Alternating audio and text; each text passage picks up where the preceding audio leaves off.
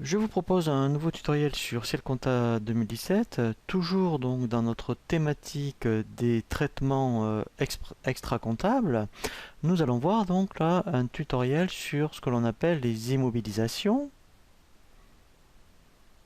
C'est vraiment un tutoriel indépendant par rapport à Ciel Compta, même si aujourd'hui donc ça fait partie intégrante, vous voyez, donc du logiciel, mais au niveau, je dirais, utilisation, vous pouvez donc utiliser Ciel Compta sans passer les immobilisations. L'intérêt est effectivement donc de passer, je dirais, les immobilisations avec donc cette fonctionnalité, c'est que si vous avez beaucoup d'immobilisations, ça va déjà vous générer toutes les écritures d'IMO. Ça va vous générer donc l'état des immobilisations que vous pourrez donc donner à votre expert comptable en fin d'année.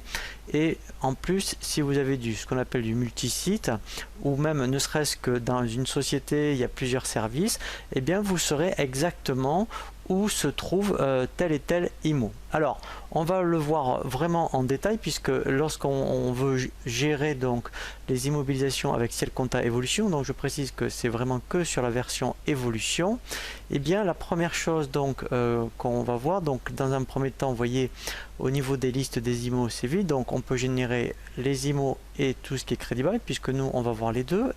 Mais dans un premier temps, donc ce qu'on va voir, c'est donc avant de créer donc les IMO, c'est de créer des familles. Alors l'intérêt de créer des familles, vous allez voir, donc quand je fais créer, si admettons, alors vous avez de toute façon forcément que vous avez du matériel informatique, donc si je mets info par exemple, et ici je mets matériel informatique, voilà, donc type d'amortissement je vais dire mettons linéaire, et je vais l'amortir mettons sur 3 ans. Ça veut dire qu'à chaque fois qu'on va créer une IMO qui donc a un rapport avec du matériel informatique, dès que vous allez mettre la famille, et eh bien lui automatiquement il va déjà mettre ces informations, donc il sera qu'il faut absolument appliquer un amortissement linéaire sur 3 ans. Et puis en plus ça vous donnera après tout le listing, mettons, et bien des IMO qui concernent la famille matériel informatique. Donc moi je vous conseille vraiment de créer des familles par type d'IMO. Donc là je vais en faire une, voilà. Ensuite ce qui est intéressant c'est la localisation. Alors la localisation, ça peut être soit du multisite, agence Paris, agence Nantes, agence Toulouse, etc. Ça peut être ne serait-ce que dans une société, et bien vous faites dans la localisation, ça peut être service comptable, service administratif, voilà. Donc là vous voyez par exemple, alors soit on met des sites, donc ça peut être mettons site Paris, voilà. Donc là je mets agence Paris, ou je laisse même site Paris. Vous voyez, après je peux mettre mettons site Toulouse par exemple. Alors j'ai pas la place. Voilà, donc ça c'est une première possibilité. Après on peut avoir mettons soit par service, donc ça peut être serve ADM par exemple, pour service administratif.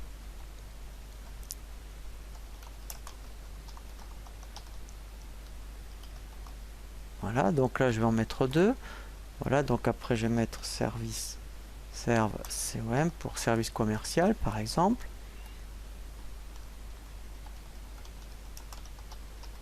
Voilà, donc voilà, donc là ce sont des exemples, hein. Voilà, donc soit c'est vraiment des agences, hein, soit à l'intérieur d'une société, eh bien on peut localiser, ça va être intéressant. D'ailleurs moi je vous le conseille, hein, de dire tel ordinateur est au service administratif, telle imprimante est au service commercial. Voilà, donc ça c'est une deuxième étape.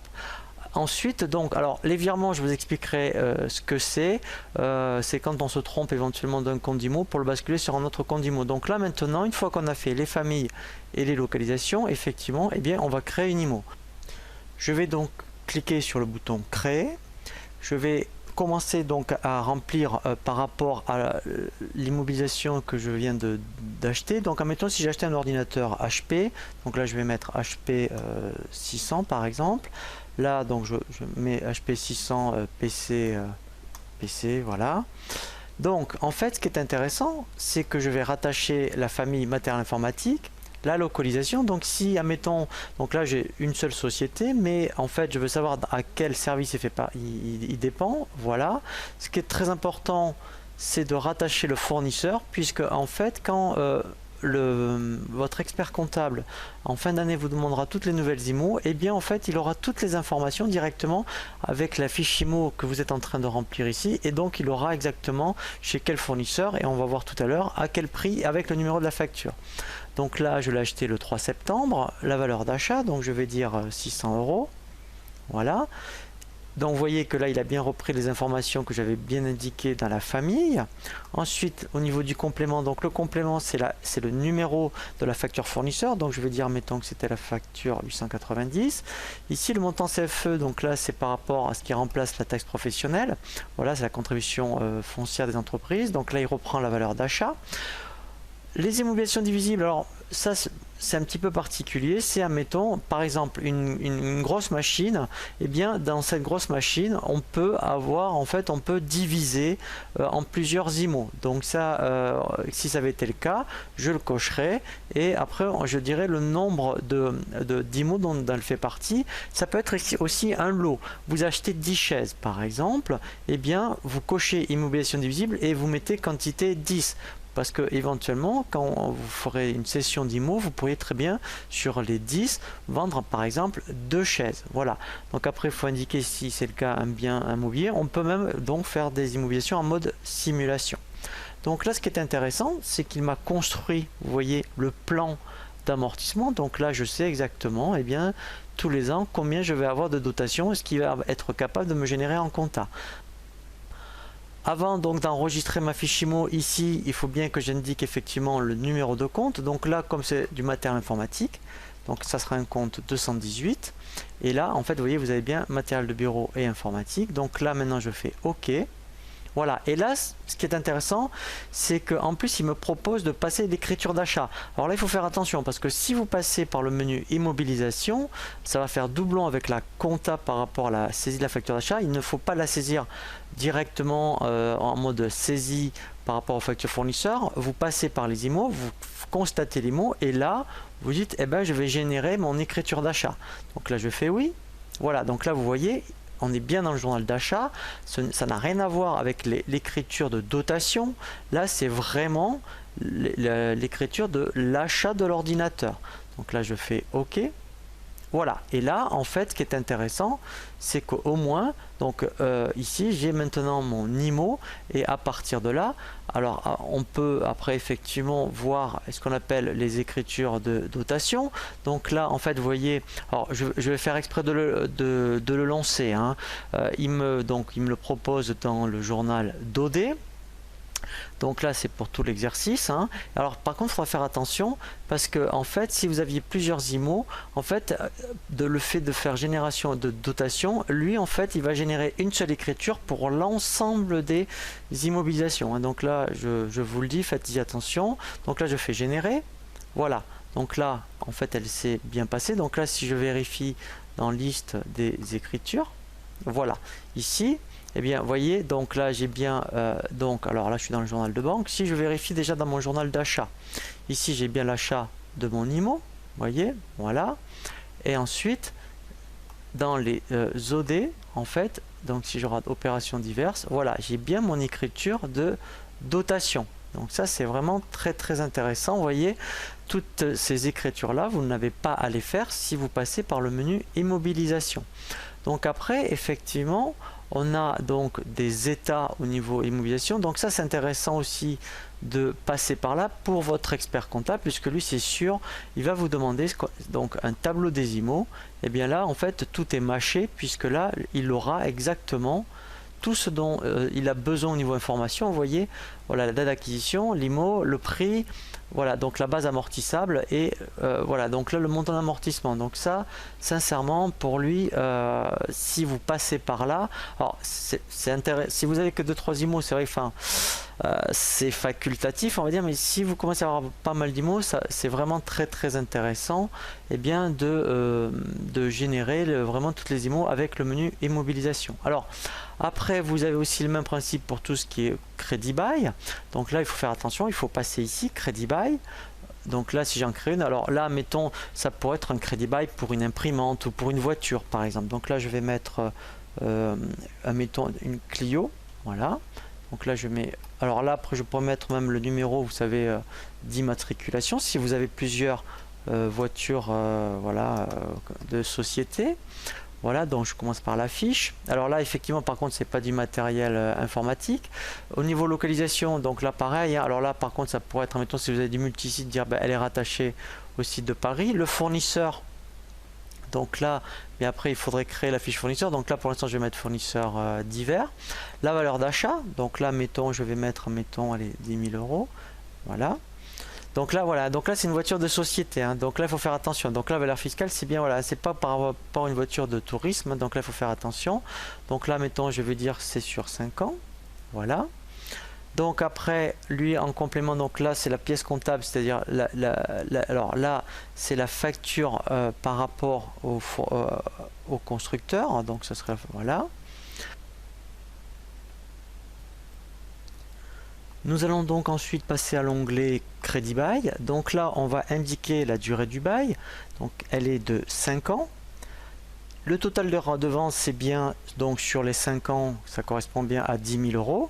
Donc la première échéance, admettons, sera au mois de septembre. Et ici, donc, ça sera tous les mois. Alors faites attention parce que si vous changez, si vous mettiez 5, par exemple, lui, en fait, il va croire que c'est, admettons, vous voyez, si je fais exprès de mettre 5, voilà. Vous voyez, il passe de septembre à février 2016. Donc là, hein, c'est pas pour dire tous les 5 du mois.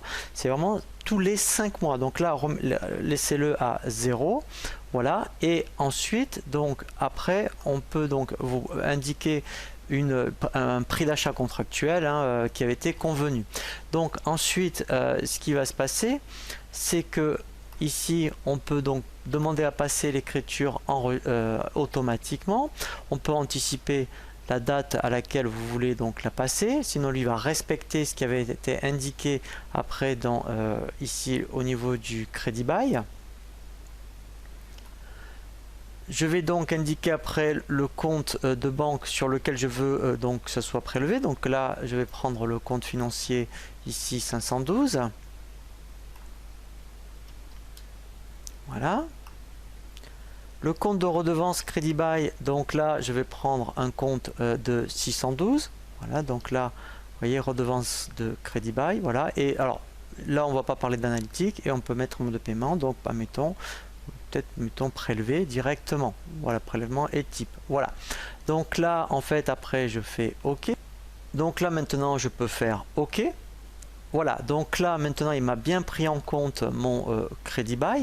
Donc après ce qui est intéressant effectivement par rapport donc à la génération de l'écriture, donc là si je regarde effectivement par rapport à mon crédit bail, voilà, ici c'est que le 1er septembre, le 1er octobre, il doit donc le passer automatiquement. Donc pour ça en fait, pour que après je puisse voir les écritures, je vais donc dans le menu saisie et ici en fait je vais avoir l'option enregistrer les abonnements. Voilà, et là vous voyez, j'ai bien au 1er septembre, et bien celle qui est prévue. Donc en plus ça sera automatique à l'ouverture du dossier, donc ça vous permettra aussi de ne pas oublier d'enregistrer les abonnements. Donc là je fais enregistrer pour vous montrer, voilà, donc qui va réellement la passer. Voilà, donc après si je veux vérifier, donc dans le menu liste écriture, voilà, donc là en fait alors c'est dans le journal de banque. Voilà, vous voyez ici j'ai bien ma redevance. Et ce qui serait intéressant, c'est quand vous serez au mois d'octobre, et bien lui va vous proposer après l'échéance pour le mois d'octobre. Voilà, donc là vous voyez c'est vraiment très intéressant par rapport, donc comme les IMO, dès que vous mettez, si vous avez mettons quelques redevances au niveau crédit bail, de les mettre en place directement avec le logiciel, puisqu'après c'est vrai que même là pareil au niveau des états, et bien vous aurez des états par rapport à tout ce qui va concerner, vous voyez ici le crédit bail. Voilà, donc là après, si votre expert comptable vous demande tout ce qui a été généré au niveau crédit bail, donc là vous pourrez lui dire, voilà, à partir d'un, mettons, voilà, du 3 septembre par exemple, voilà. Donc là, voilà, donc ça pour lui, ça va vraiment lui être très utile.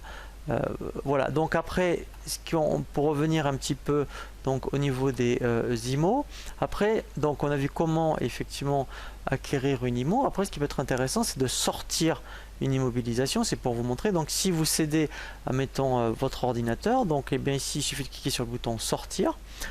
Là, donc là je fais exprès de la sortir au même jour par exemple. Donc là ça sera, vous voyez, on peut être une session ou une mise au rebut. Voilà, donc là ça sera votre prix de vente. Donc vous l'aviez acheté 600 par exemple, et bien on va dire que vous le vendez, admettons, les 400 €. Voilà, on peut donc indiquer le nom de l'acheteur. Donc là après vous voyez c'est donc une moins-value. Voilà, il y a donc la TVA après à reverser. Donc ça c'est intéressant parce que c'est lui qui va faire les écritures tout seul. Donc là après on fait OK, voilà, là je fais oui.